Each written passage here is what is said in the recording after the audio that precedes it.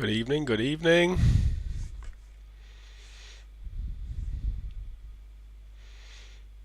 How are we all doing, folks? As is customary in these moments, I would appreciate if you could just let me know you can hear me okay. To make sure all the technology is working, just throw me in an old comment and say, yes, I can hear you. And then at least I'll know that things are happening as they're meant to happen. That would be very, very useful for me. So good evening anyway. I'm presuming that you can hear me. I was downstairs just at 7:27 and I was meant to come on live at 7:30, and I had a bottle of wine open to have a little glass. As I was doing this earlier. So I had a bottle of wine out warming up in the kitchen. Then I said, "Nah, I won't bother having a glass of wine." Then at 7:27, literally as I had everything set up, I ran back downstairs and grabbed a bottle of wine.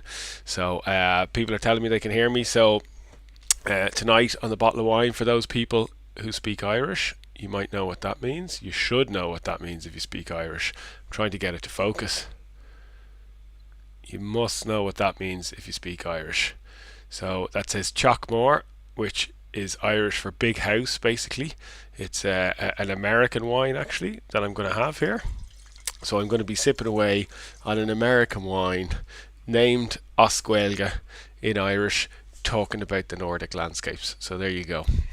Lots of comments coming in there. People saying hello.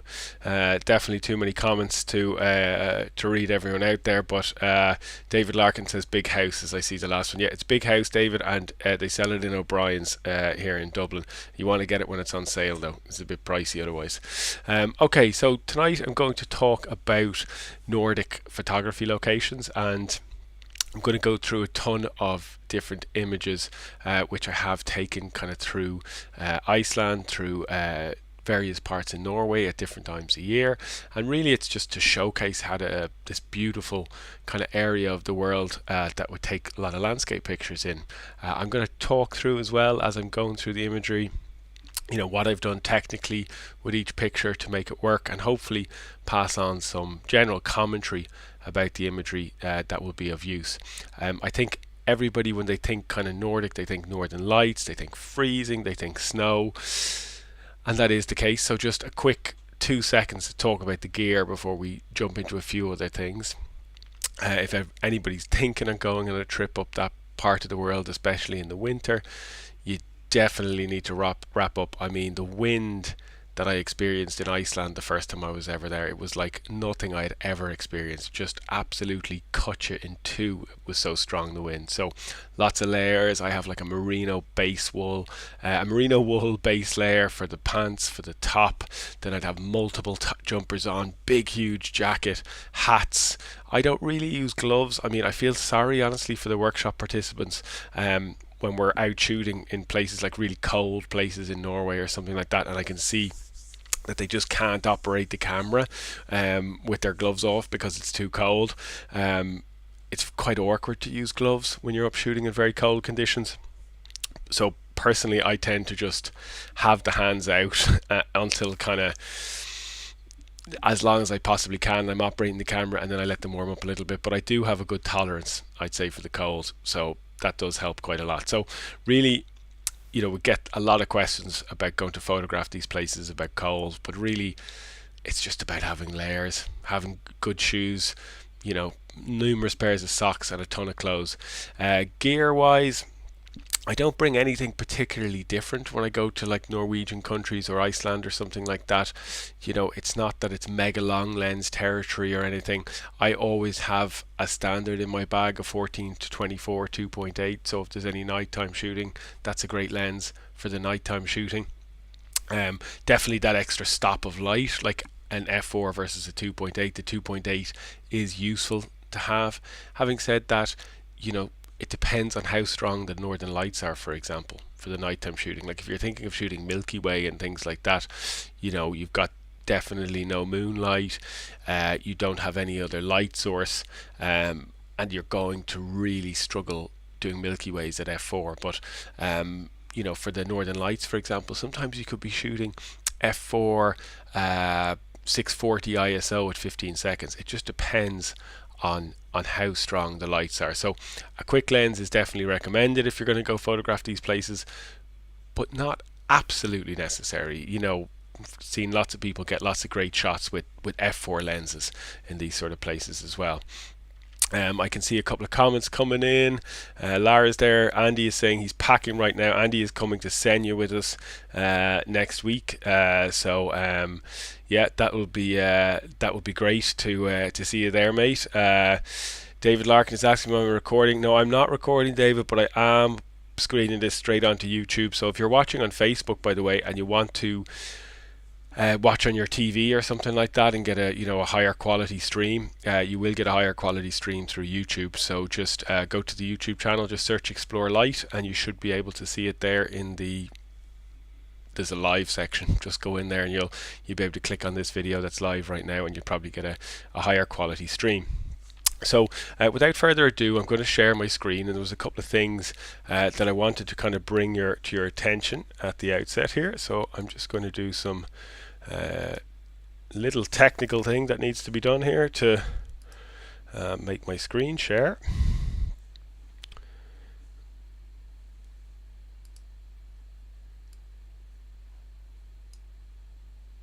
Okay, there we go.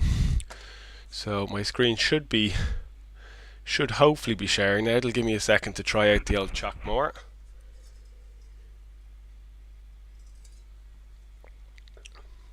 I can confirm the Chalkmore is good, definitely. Okay, so here is a map of Iceland, and the app that I have this yeah, Joanna's saying YouTube channel now too. Yeah, I know. I'm not. I'm definitely not big on YouTube there yet, John. I know some big YouTube people who do a brilliant job, but I don't know will I ever get there. But I'm going to try and do lots of these talks and pop it out on YouTube, and I'm going to put free processing stuff up there as well. So there will be different bits going on there for sure. Anyway, back to the matter at hand. Right. So there's Iceland. Okay, and if we take a look at Iceland, we look at these two lines, one's orange line and one yellow line. Okay, that's the angle that the sun is rising and setting at. Now that's extremely northerly, and that's, without question. I mean, if we look at the little date area over here on the left hand side, so that says the 21st of June. So that's the angle that the sun is rising and setting on the 21st of June. If we go to December and we click December 21st, do you see how different that angle is for the sunrise and sunset? Like in countries like Iceland, you wouldn't really think about the sun so much as rising in the east and west, so much as saying that in the summer it's in the north and in the winter it's in the south. Like, it's absolutely extraordinary, the difference. Now, the further north you go, the more sort of extreme that becomes. But if we take Ireland as an example, where I am right now, and we look at these two lines, and this is the sunset here and this is the sunrise. So even in Ireland, the sun is really in a southerly position in the winter, and if we go to June, we can see that it's in much more of a northerly position, but it's not quite totally north and totally south in the way it is in Iceland. And I just wanted to show you that, because when we're thinking about photographing countries like this, like Iceland, one of the reasons why this south coast of Iceland, where we're going to look at lots of pictures now, is so iconic and is such an amazing place to photograph during the winter, is because, oh, where's my little pin gone? Get it back, there we go. So in the winter months, the sun is always off the coast. The light is always shining onto those beaches. Now, obviously that also kind of presuming that you can actually see the sun, for example, but presuming the light is coming through, it will shine all along this south coast here.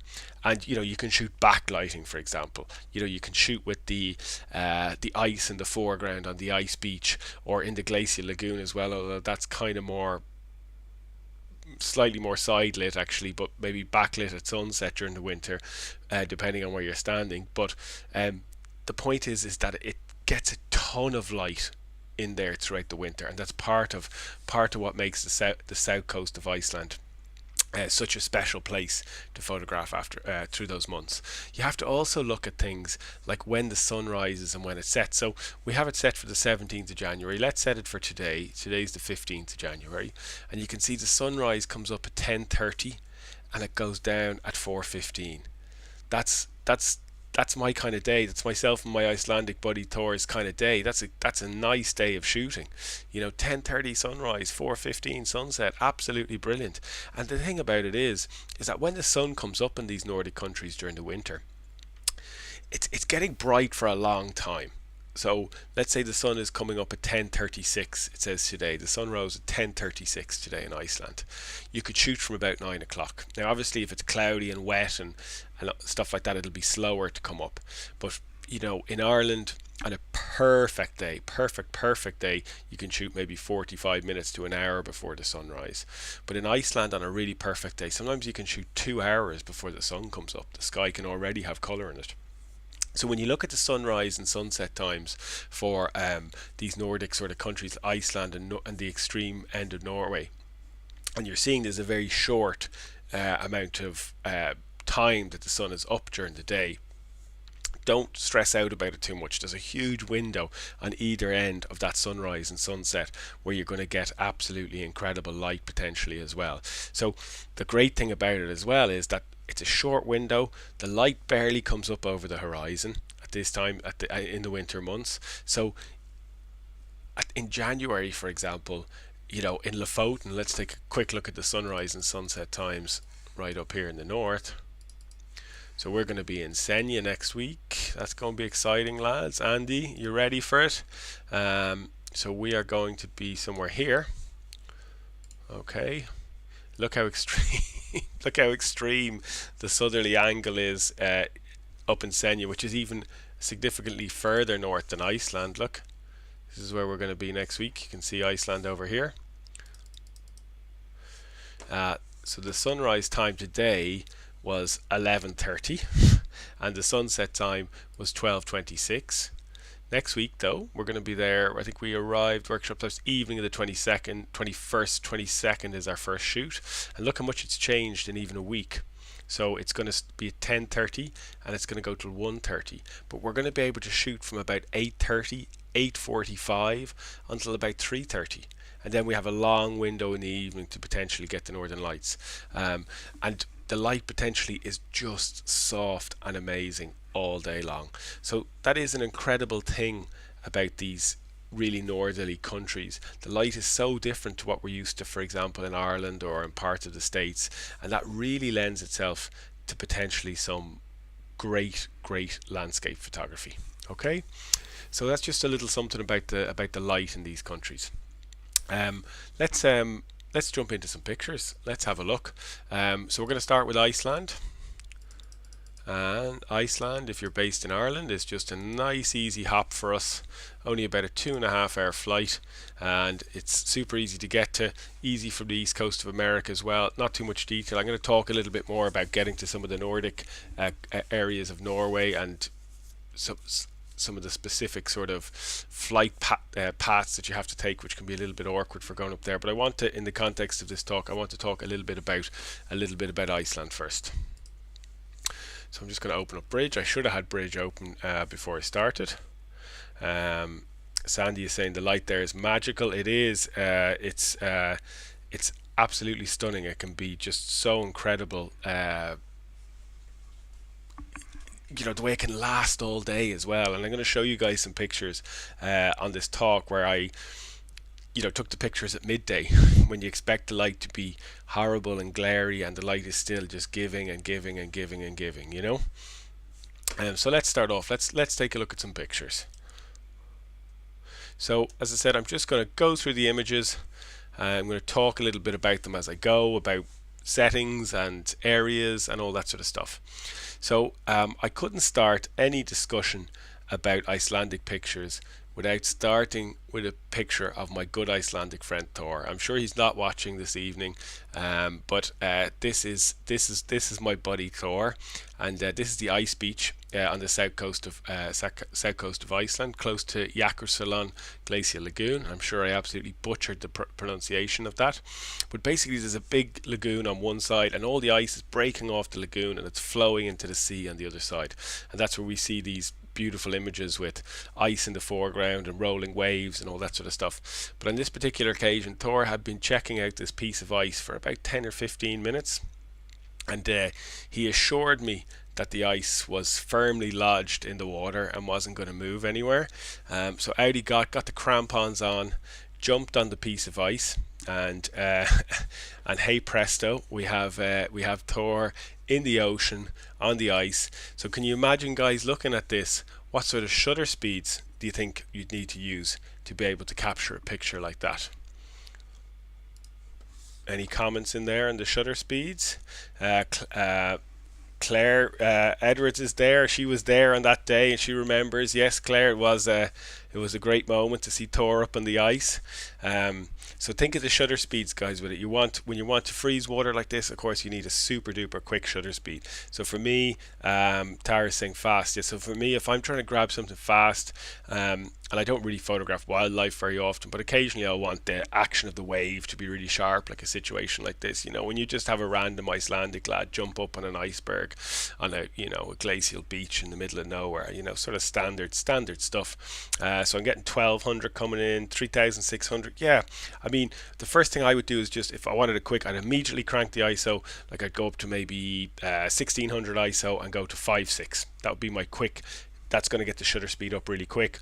Yeah, I think like 500th of a second, even 1,000th of a second, to really freeze the motion of the water like this, And also, like in this sort of scene, if Thor fell off the ice and sort of cracked his head on the way down or whatever, you'd want enough frames to sort of fire off to have a blow by blow, to watch him injure himself as he comes off the ice. Now, we wouldn't want that, Thor. We wouldn't. Please don't watch this back. But it was a special moment to see the light like this, and I love how the wave just kind of encapsulates or surrounds his arms in the background there, and you can see that little hint of color coming through. And this is going to be like a little bit of a homage there to Thor in Iceland, because this plane we don't go to visit anymore because well, I think it's pretty beaten up and not in the same state as it was, but also they stopped you driving into this location, so it's quite a hike through potentially some quite tricky conditions getting down there. But with the first time I went to Iceland, Thor brought us here, and it was absolutely spectacular. This was my baptism of fire with Iceland, like getting out of the car, and the wind was howling. The snow was just getting driven all over the place. It was amazing and crazy and exhilarating and fantastic for photography. This wild light, and within just a couple of moments, you couldn't see anything.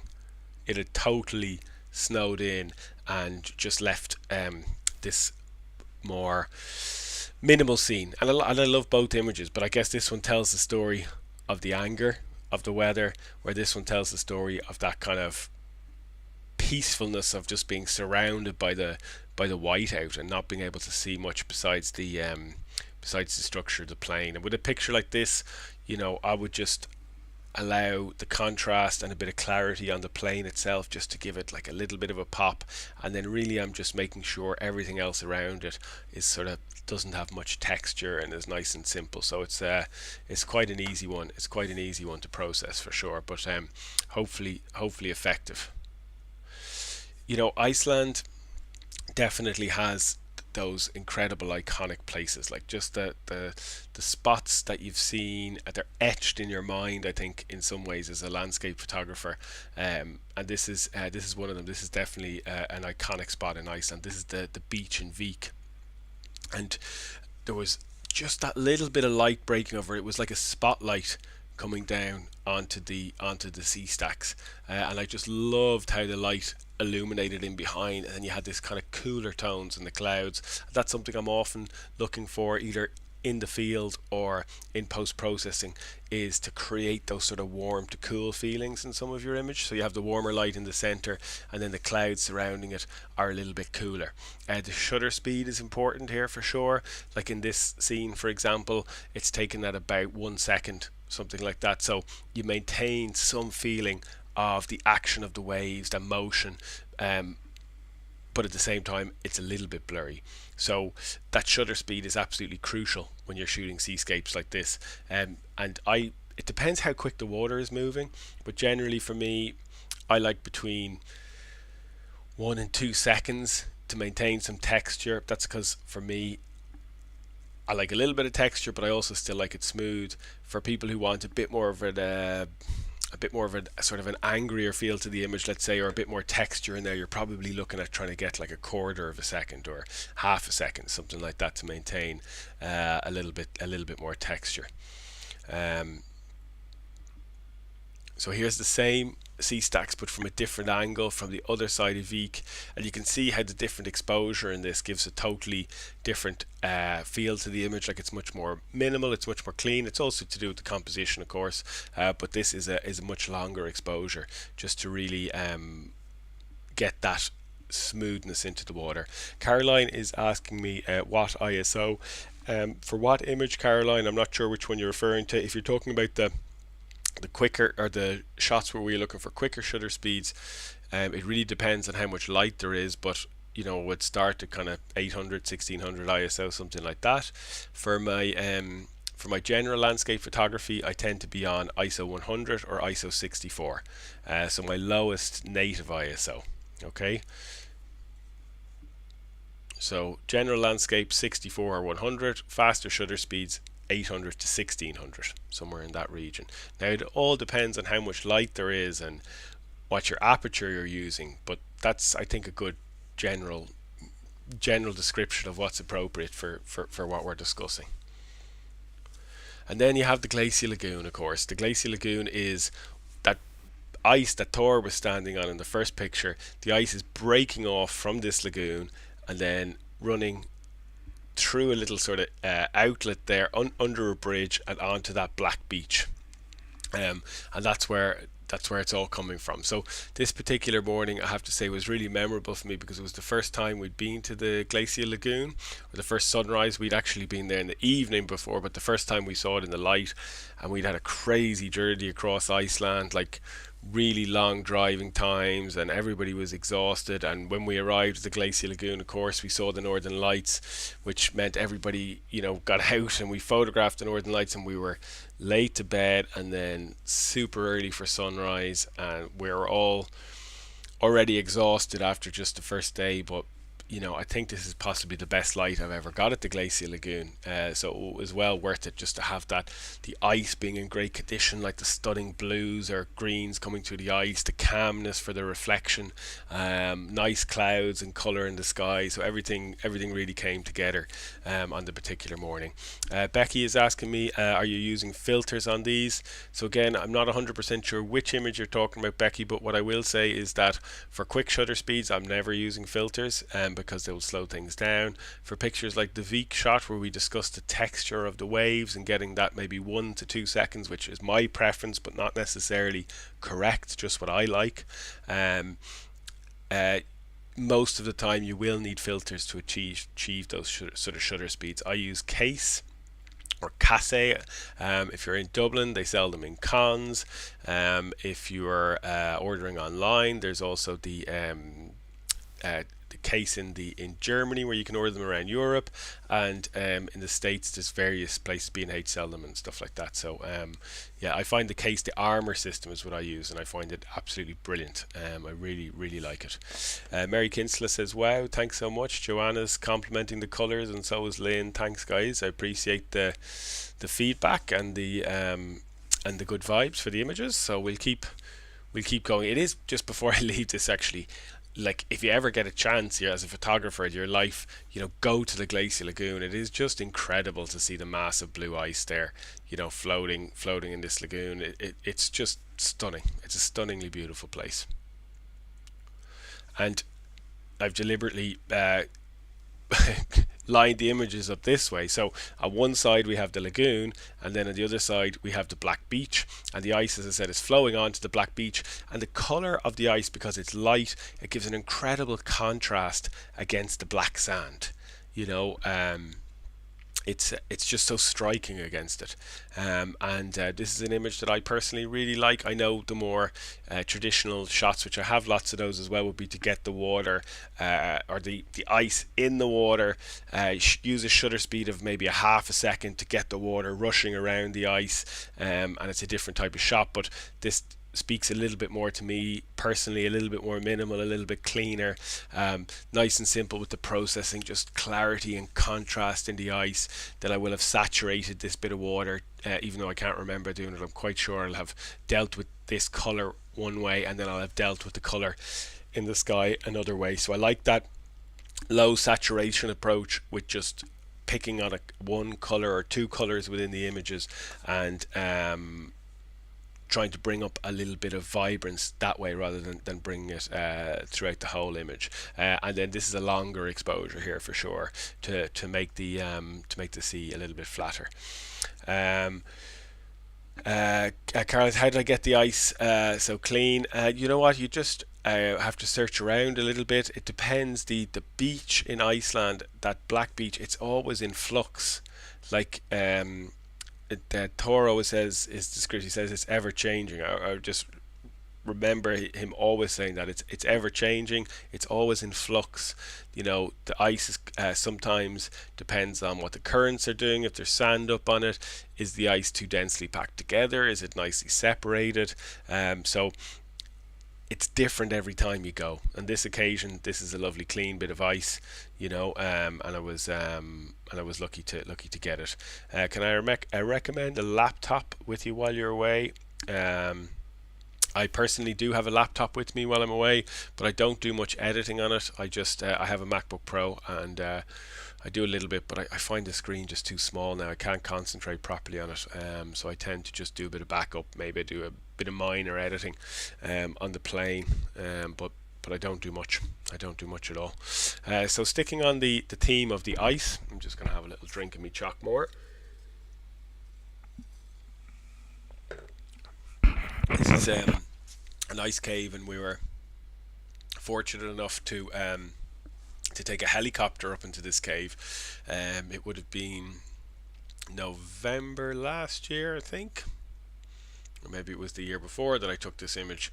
But we did 2 helicopter tours, and it was great. We got dropped up onto the glacier and then into an ice cave, and then there was no one really around up there, which was incredible, because some of those ice caves can be like airport terminals. You know, they're so busy, and that's a very difficult place to photograph in when it's so busy. And you know, a lot of these ice cave shots, they're actually not that big, the ice cave, so you need a super duper wide angle in there as well to get a framing like this. So when you have a very busy cave, that can be very problematic. This is a blend of numerous shots to maintain the sky detail throughout the image, because the dynamic range is too wide for a single exposure.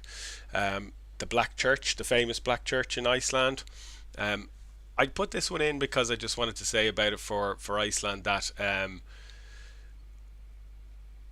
you know, the Black Church is really, really famous in Iceland. I have to say, I think it's a difficult place to photograph. You know, it's I have seen some great shots of it for sure, but the shots that I've seen that really work with it are when the snow is absolutely covering the whole thing. I find the area, like the gravel and whatnot around it, a little bit messy. So here was one shot I have of it that I do like. You know, I thought the little bit of greenness in the meltwater and the clean grasses behind it gave it a nice sort of minimalistic presentation, and I like that kind of cleanness of it. But Iceland definitely has everything. You know, you can photograph minimal churches, you can photograph glacial lagoons. If you're lucky enough, you can pop up in a six seater little plane like I did here, and be hanging out a little window with your Z8, shooting away at the rivers below. And this was the result of that this aerial shoot. Thanks, Greg. Thanks, Andy, for the kind words. Appreciate it, guys. So a little bit of dodging and burning on this just to lift up certain parts of the river, but the colours are absolutely incredible from up there as well. And really flying over those riverbeds is again just such a special experience, you know. Um, it's just incredible. Um, the one before the church with Lynn, like, thank you. Stephen is asking, is it possible to avoid tourists on the ice beach? Heard one person set up shot. A tourist came to take some shot and started holding up and wanted his photo taken. Yeah, there's definitely a good bit of that. Maybe, Stephen, if you can bring a shotgun with you, if you fire off a couple of rounds, even just up in the air, that should clear things out nicely for you. I'll see can Thor maybe lend you a gun. I'll hook you up with his phone number after this. It's really busy there at times. You know, it's really busy there at times. And the one thing I will say though is that, you know, to really most of the time you're trying to get close to the ice and you're shooting out to sea, so you don't see people in your shots very much. So that's one definitely thing about the busyness that is makes it much more manageable. The other option, of course, could be you know, to go there kind of midnight sun or something like that. So as in when the sun never sets in Iceland, and you know there's probably a window between 1 o'clock and 4 o'clock in the morning where everybody is asleep, and it's pretty damn quiet down there then, you know. But I have to say, even though it's busy down there, because as I said, you're shooting out into the sea and out towards the horizon, and you know most of the time it's not a problem. You're going to get some tourists that are going to get in your shots and everything, but I always feel like, I mean, you know, it's not like we have any more right as photographers to be there than they do, you know. So I mean, uh, you know, what are you going to do? You know, do your best to work with it. Hopefully people don't walk in front of you, but you know, at the same time, as I said, they have every right to be there, you know. um, Wide angle lens for shooting out into the sea, or just normal lens? Well, actually your wide angle will work really good, and so will probably your 24 to 70. I'd be mixing between those two lenses on the ice beach, but also I'd be potentially have the big lens on to do some detailed shots of the ice too. But if I had one lens I had to take down there with me, it probably would be the 14 to 24. Getting up close to the ice with a wide lens can be really good. So moving away from riverbeds and ice, here's an image of a waterfall in the highlands of Iceland. Absolutely incredible in there in the interiors, where the colours are just off the charts, and a lot of the time these areas are not really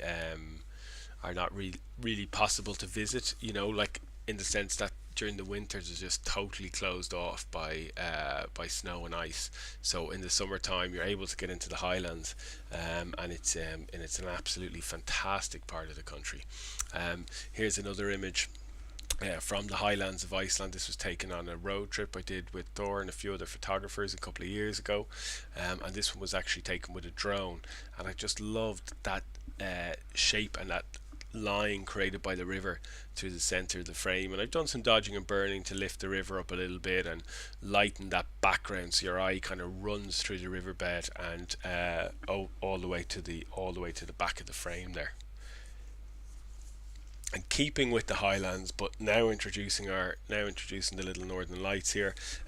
This was again another workshop over there with Thor, and this is a really special, beautiful location in near I'm going to butcher the pronunciation, but I'm going to say Landmannalaugar, which is right in the center of Iceland. Again, not somewhere you can go in the winter months. Actually, probably, if memory serves me correct, I think it only opens towards the latter end of June, and by kind of the end of September anyway, it's all closed up.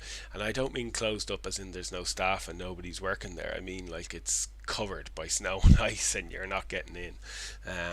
So it's a small window that you can go into the highlands of Iceland, but well worth a trip in there if you can. Another Northern Lights image. This is from the north, or in the north of Iceland. I think it's sometimes known as the Dragon Rock, if memory serves.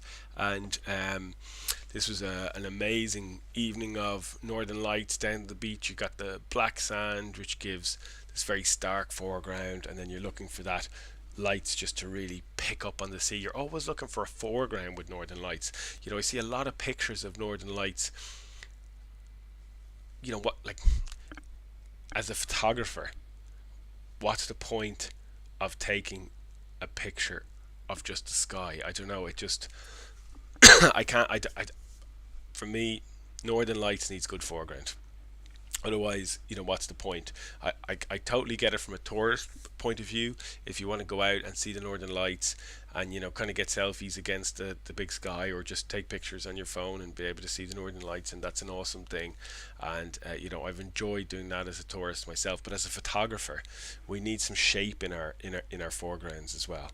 It's not good enough just to have a sky with northern lights. So that's one thing anyway that I'm always conscious of if I'm going out to try and shoot the lights or leading tours and bringing people, is to get things like this, shapes, really even just like a bit of water, just anything that picks up the color in the foreground is really going to help with the shape of the picture.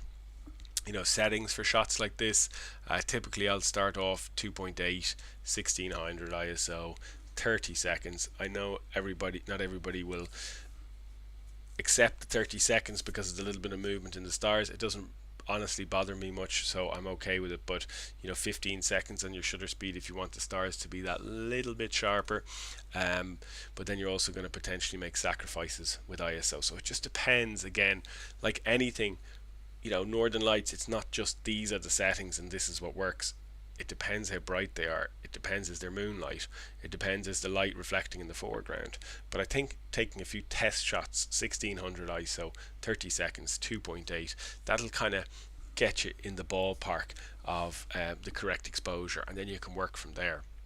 What you also definitely have to remember if you're photographing the northern lights is your screen looks way brighter in the dark than it is in reality.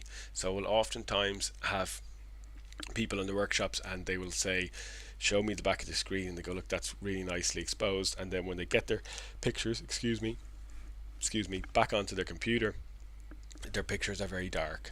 So you have to be aware that when you're photographing northern lights, you're doing it in the dark, and your screen is not going to give you a very accurate representation of what's happening. At the same time, you can't totally trust your histogram, or you can't use your histogram in the way you would normally in daytime conditions and expose everything over to the right, because it's dark. You're not going to get everything over to the right in the dark.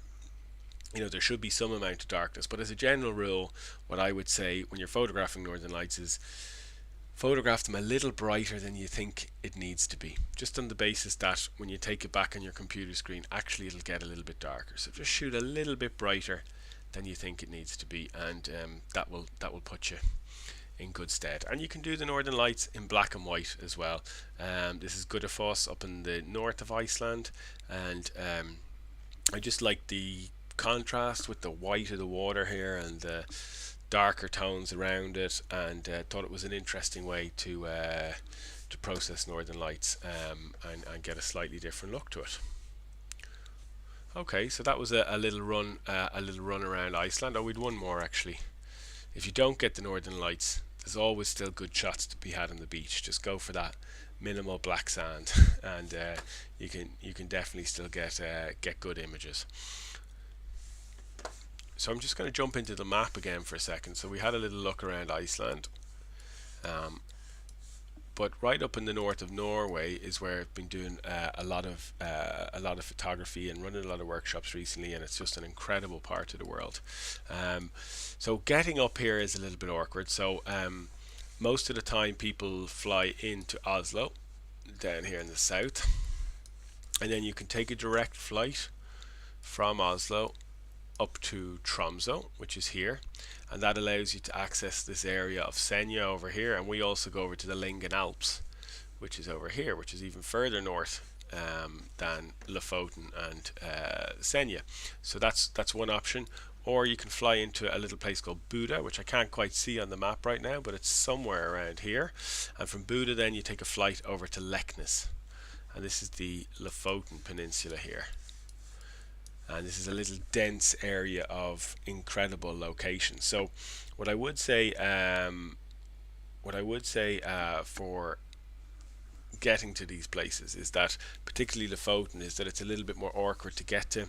You have to take potentially 3 flights to get there, but once you're there, it's very, very easy to get around. All the areas are kind of close together, and you're rarely driving for more than 15 or 20 minutes. Senja is easier to get to. 2 flights into Oslo, then up to Tromso, but the driving distance are a little bit longer. Nothing mental, or anything. You're normally driving half an hour to a shoot or something like that, 40 minutes. So it's nothing mental, but they're not just Lofoten. You just walk out your back door, and everything is there. Sandy says Vesterhorn is also very beautiful. Yeah, I should have put a Vesterhorn picture in there as well, Sandy. And I mean, we could have done a whole hour, 2 hours just easily just talking about Iceland, but Vesterhorn is absolutely stunning place as well. Snæfellsnes, of course, Aderafoss, if I say that correctly, up in the north.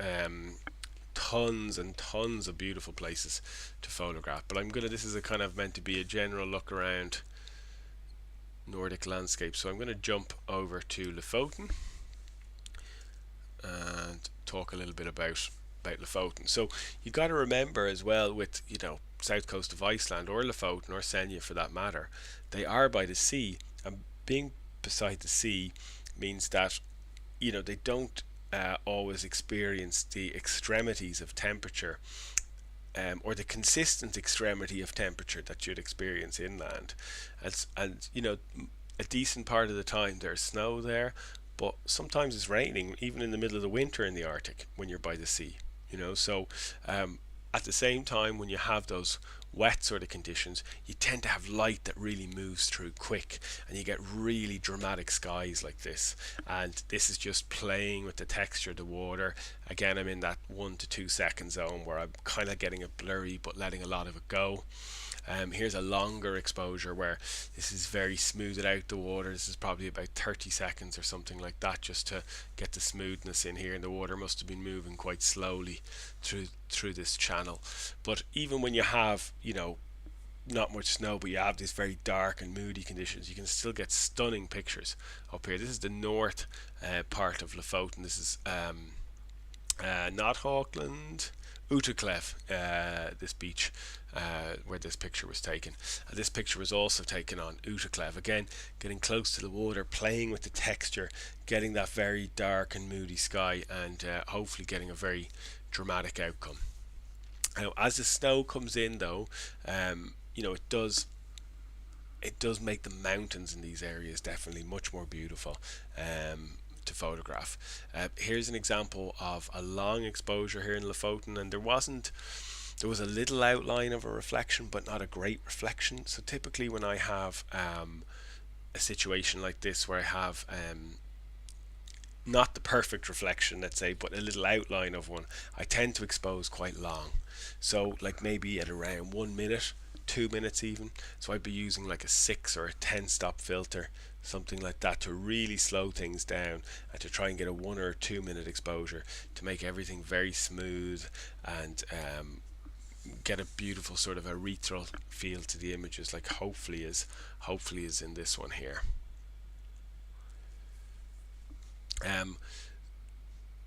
Lofoten doesn't just have beautiful snowy mountains, it has so many great beaches. We saw that one up at Uteklev. I don't think I had it. We might get a picture of Hawkland in here as well. This is the beach near Flakstad, and you have these incredible patterns on the beach which you can use for your foreground. You can see them at the bottom there, and it really leads your eye beautifully out towards the mountains. Sometimes you can be just in the water messing with the waves, getting different textures, getting different shutter speeds. This location in Flagstaff, we tend to be here during the middle of the day, and the light can just still be incredible. Like, right in the middle of the day in January, 12 o'clock, and you've just got this incredible light. It's just amazing, that whole thing with the light that you get in those countries. I'll never forget being in Iceland, and we were passing by Snæfellsnes, and I was with Thor for a change in Iceland, and I just couldn't believe it. It was 11 o'clock. and the light was just glowing, just glowing, like the sun had just risen.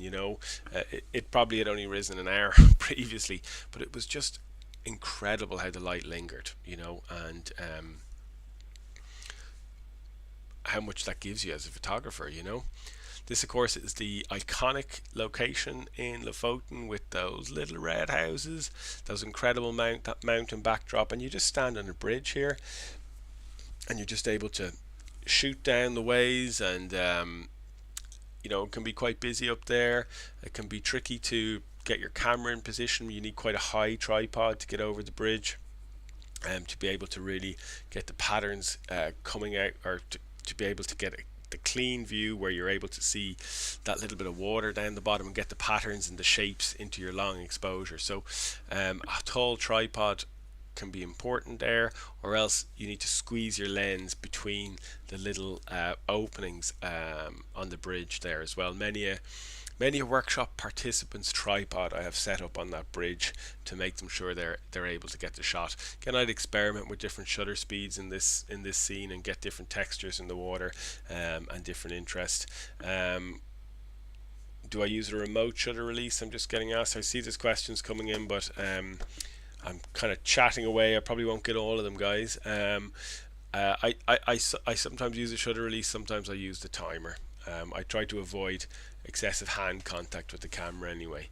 I use a shutter release if the timing of the release of the shutter is important, so that can vary, depending. So for example, if I'm shooting waves, the shutter release is more important than if I'm shooting something that's more stationary, because I don't want to have hand contact with the camera, but sometimes the timing of hitting the shutter is important, so that can mean a shutter release is useful. Here's Hawkland. I was talking about Hawkland Beach. I mean, the minimalist sort of potential in Lofoten as well. Those lovely, clean, simple beaches, and that incredible azure water, just amazing. And on this particular time in Lofoten, we had masses and masses of snow, and got some of the poor guys who were coming on the workshop got stuck on a boat on the way over from Boda, and then they got dropped off somewhere where they weren't meant to, and they didn't go into the specifics, but I felt like there was some vomiting going on. It was just like crazy weather. There was a crazy storm. We arrived just as the storm ended, and we got all this perfect fresh snow everywhere, which just absolutely transforms the landscape there. It's incredible. And even like if you think about how sheer the face of this mountain is, yet the snow is compacted there and it's holding. It's absolutely incredible to see it. And these sorts of places are really just at your back door. Like, you're staying in this little kind of village of these little red huts in Hamnoy. This is Reina, but in Hamnoy, on that overlook on the bridge, and all these mountains are just literally behind your back door. It's just spectacular. And here's a shot where we've utilized a bit of blue hour light, and I do like that kind of the timing in this winter Nordic photography, when you're getting the warm light of the towns and the houses and things lighting up, and that very blue light as it approaches the evening kind of comes in. This is a long exposure. Again, you can see that the clouds are moving a little bit in it. So and a couple more from the little cottages. They're hard to beat, and I've included a couple of these images in here. We're going to talk about them a little bit in Senya as well, but in this little series, I've actually used a flash, and I've used a flash to freeze the snow as it's coming through the scene, and hopefully it gives just a little bit more of a sort of a fairy tale sort of vibe almost to the pictures. And then I've selected the reds on their own and saturated them a little bit, just to kind of really bring them out. So that's a technique that I've used on these particular scenes, hopefully to some good effect. So next up, we can't talk about being out shooting in Lofoten without showing some Northern Lights pictures. Again, this shot is just literally at the back of the cabins, where we're staying, so you can just pop out and shoot northern lights and pop back in and make yourself a hot whiskey, or maybe I'll make you a hot whiskey, and it's really nice to be able to do that. This is further north. This is a beach called Unstad, which is closer to our Leknes base. And I like this beach because it's open and expansive for the northern lights. You need the right tide. So again, always thinking about the foreground with the northern lights, or not just thinking about photographing a sky, thinking about pulling things together a little bit more substantively. And Unstad is good for that on a low tide, because there's a big open expanse of wet sand, which can really pick up the northern lights, and then that of course provides a good foreground for the shots. Again, you can see that same sort of approach taken here of just getting the lens right on top of the reflected light. It's a wide angle lens for sure for these last two shots. I mean, I would say with the northern lights, when it's really going off, a 14mm lens sometimes doesn't feel wide enough. It can just be encapsulating the whole sky. So yeah, get close to the reflecting northern lights. That would be my suggestion. Or get close to there's Dion, brings back memories. Yes, Dion, we were there together. I remember, sir. I remember us being there together. That was a special night, wasn't it? One of the best. Just incredible. And we had the fresh snow, of course, in on that shoot as well, which or a decent amount of snow anyway, which made the foregrounds even better. Another one from over in Unstad, or not Unstad, Unstad direction. This is Hawkland Beach. But again, you can see how I've tried to pick out a little shape in the foreground to complement the sky, how the northern lights are reflecting a little bit on that shape because there was a little bit of wetness in the sand, and that's hopefully elevated the foreground and made the image more interesting. Doesn't work, as I said, for me anyway, these northern light shots with no foregrounds. I know I'm like a broken record, but I see so many pictures of skies, and I kind of think, if we just have skies, I'd actually just like to go out, sit there, maybe have a beer, watch it, take some pictures with my phone. I don't really see the point of taking a picture of a sky with my big camera. It's never going to be an artistic picture, or a picture that has merit as just as a kind of an artistic image. It's just going to be a record, which is fine. There's nothing wrong with that, but I'd rather take a record on my phone. Caroline's asking, snow is foreground. Yeah, snow is good foreground as well, because snow is light, so it picks up. It creates a bit of brightness in your foreground, and snow can be something to definitely photograph with the northern lights. Snow or wetness really work great, And that was a quick run through Lofoten. So let's also take a look at Senja and the Lingen Alps. Will be the final folder. So we're going up north here. Can find it. There we go. There's Senja, which is actually an island, but you cross it by a bridge over here near Finnsnes, if I remember the name of the town. Yeah, there's Finnsnes. You go across this little bridge, and there's all this spectacular fjord system to photograph. And then the Lingen Alps, where I also really love to photograph, and where we do workshops, is over here on the east of Tromsø, and all this area here, and down to Outer Tinden. Absolutely stunning part of the world as well. So let's jump in and have a look there. I think I should be allowed to have a little sup of wine while this is loading. That's allowed. You can ask me any questions or pop anything in there while I have a little sup of wine here as well.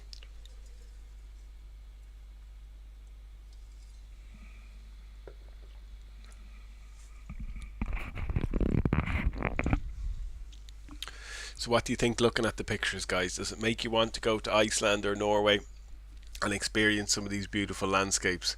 They're pretty damn spectacular, I think, for me anyway.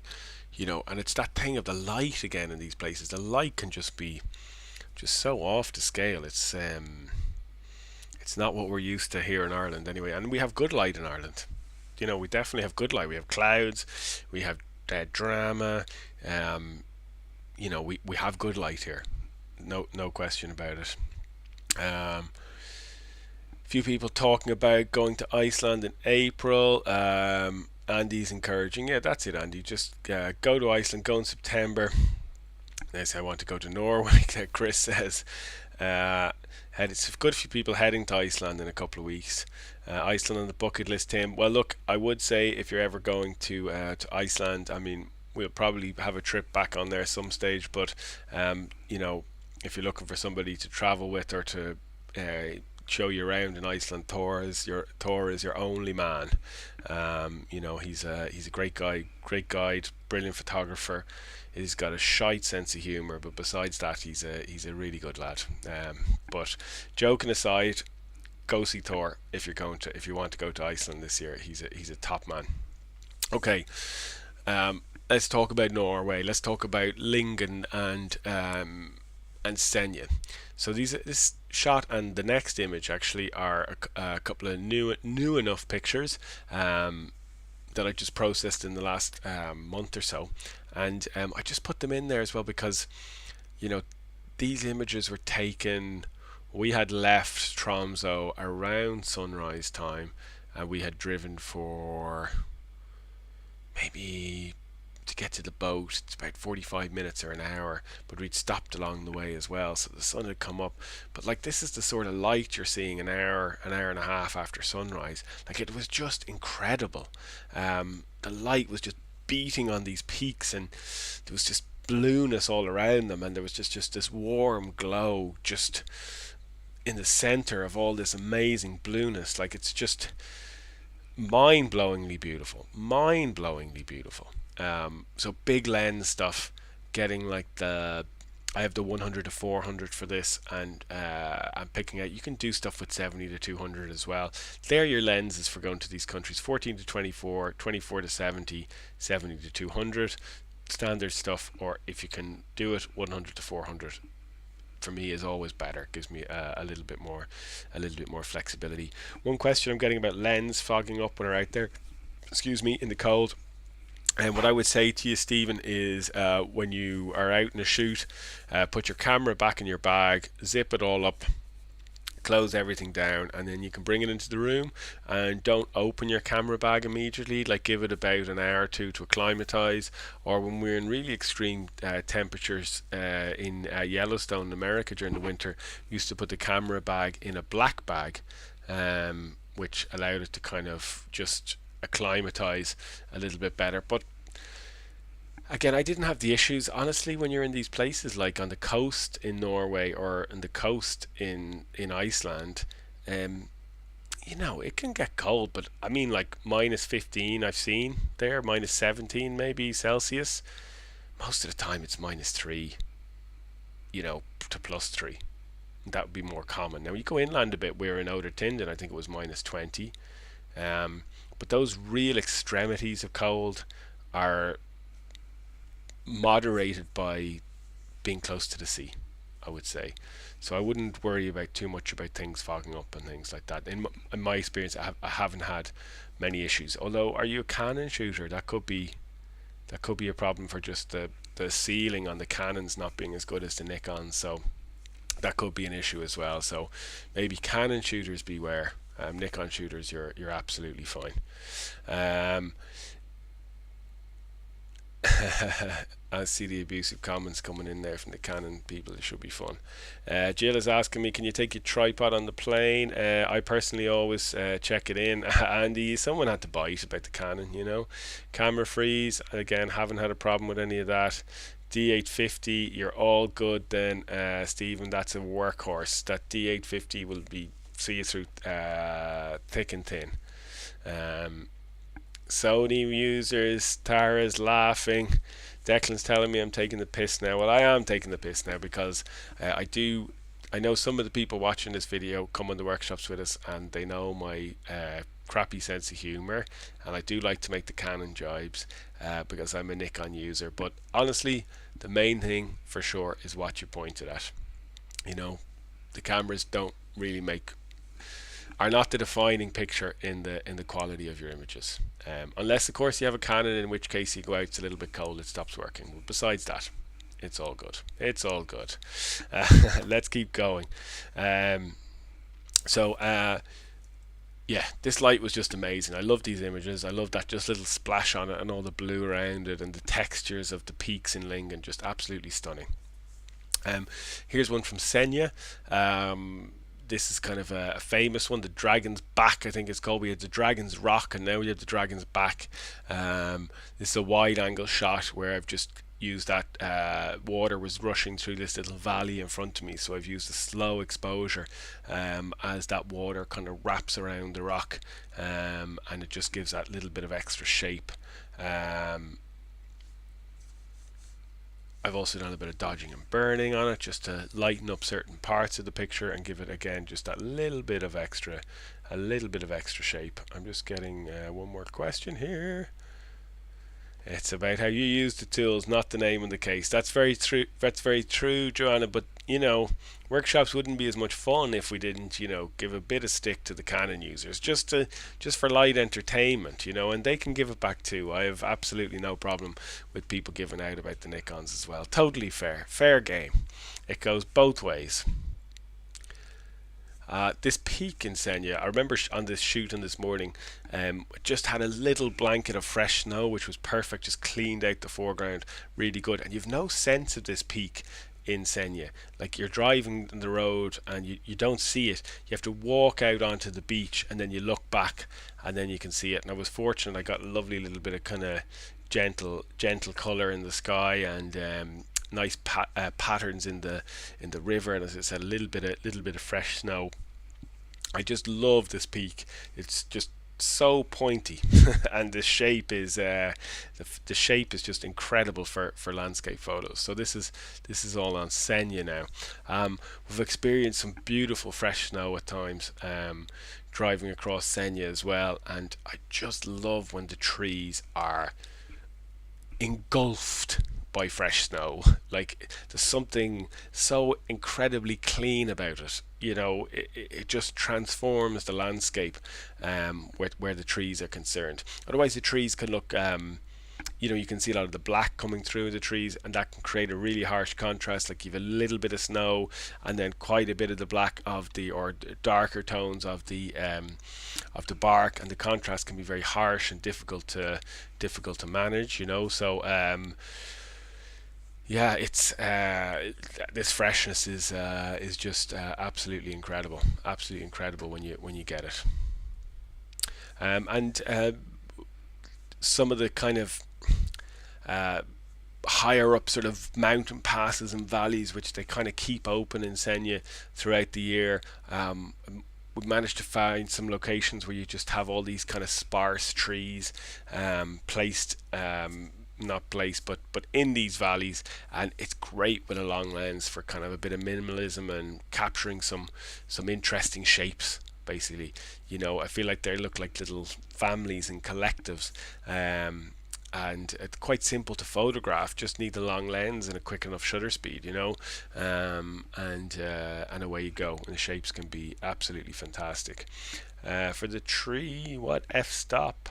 I'm normally on f11. That's my standard aperture. Sometimes I'll deviate, but not that often. Lots of people saying they have to go to Norway now. Well, the good news is we've just announced 2 Norway tours for next year. Senja 2026 will be myself and Thor's last Senja for maybe a year or two, because we're actually going to go to Finland in January 2026, which is being planned at the moment. We're going to do a Finland workshop in 27, potentially, instead of a Senja. Or we might do Senja as well, but I think at the moment it looks like this will be our last one for a couple of years. So if you want to come and photograph these trees, I apologize profusely for the shameless self-promotion, but you should book it quick enough. The colour of the water, I mentioned this in regards to Lofoten. The colour of the water in that part of Norway is absolutely stunning as well. Like, it's real azure, and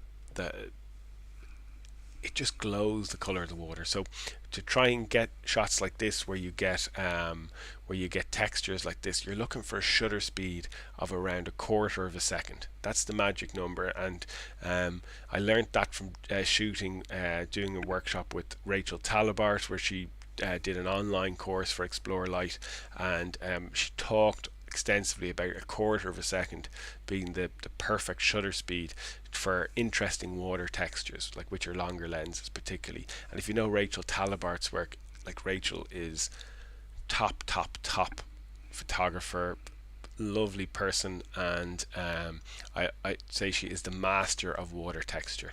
So that's a big that's a top tip, shall we say, is a quarter of a second is really key. Just play with the water at a quarter of a second, and you're going to get some really interesting patterns, because at a quarter of a second it goes blurry. When you're shooting with the big lens, now I'm talking about, it goes blurry, but you do maintain texture as well. So you can see that hopefully in both of these images. Declan saying Rachel is amazing. Yeah, fully agree. Chris is saying hello. You're late, Chris. Don't worry, buddy. You can watch it back if you want to. It's on YouTube as well, Chris, if you want to see it there. So hopefully you can appreciate the beautiful color of Norway here, and also the shutter speed thing that I just mentioned. And you know, Senja, like Lofoten, has all these beautiful little huts to photograph as well. Absolutely so quaint, so pretty, so perfectly placed in the landscape at times. It feels like with the fresh snow. Light was absolutely magical this day. It had been belting down snow all day, so we had lovely fresh snow, and then it broke at sunset, and the light poured through, and the sky opened up, and it was genuinely just magical when you have that super fresh snow and light breaking through. It's just so gentle, you know. It's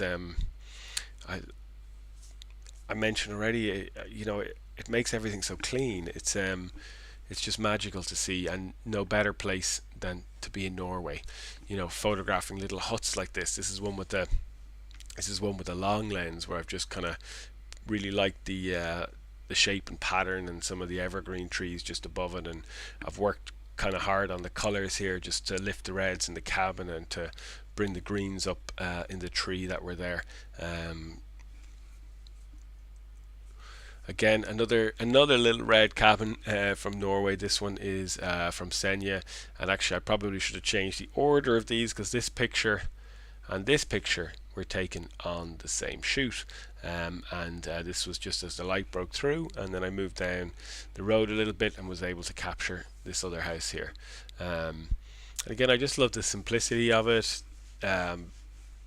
the freshness of the snow, the kind of muted enough colors around, but that little bit of vibrancy in the reds. And you know, what you can see in both of these pictures, again, I'm typically using long exposures to make the background blur out a little bit, and just helps to focus the eye on the structure, and the water not to be a distraction. So I can't remember the exact shutter speed of this, but it'll have been 30 seconds or a minute or something like that, you know.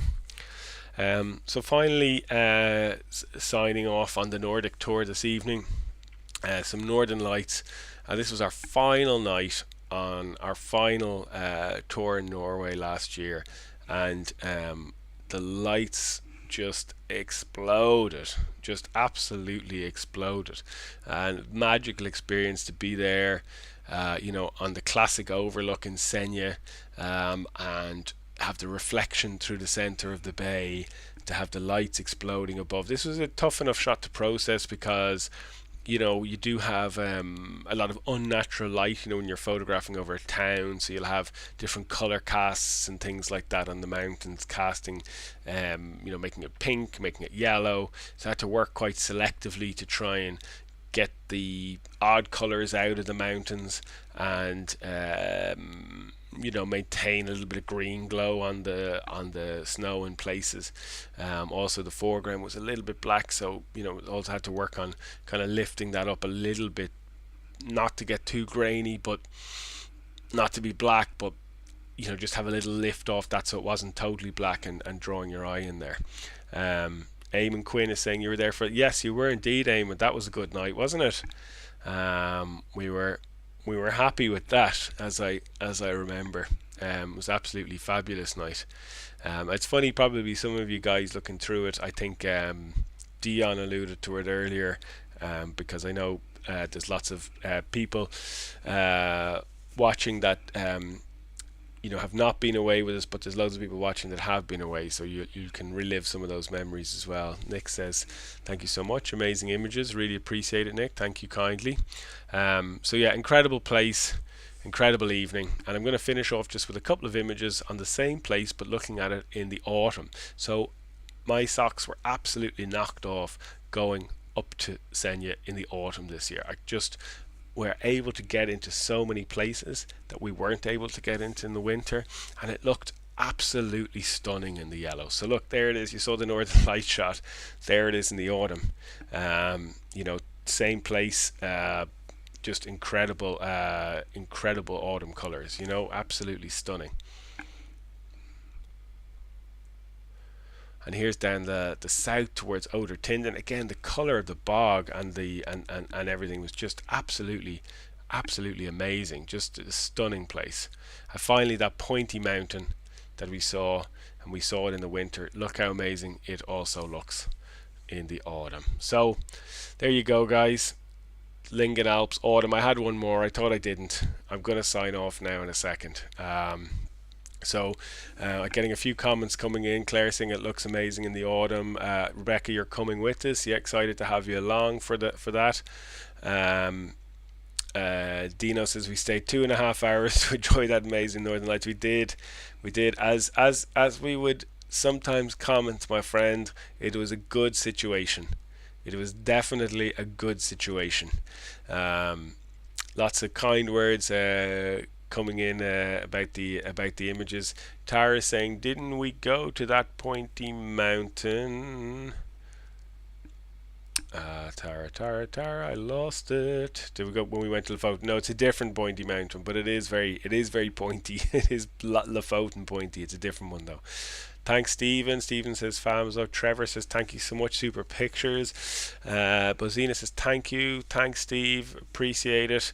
Andy says, "Great inspiration. Getting ready to go." Thanks, Joe. Declan is there. Loads and loads of positive comments streaming in there, guys. So I really appreciate everybody taking the time to be here and to listen to me talk about all this for the last hour or so.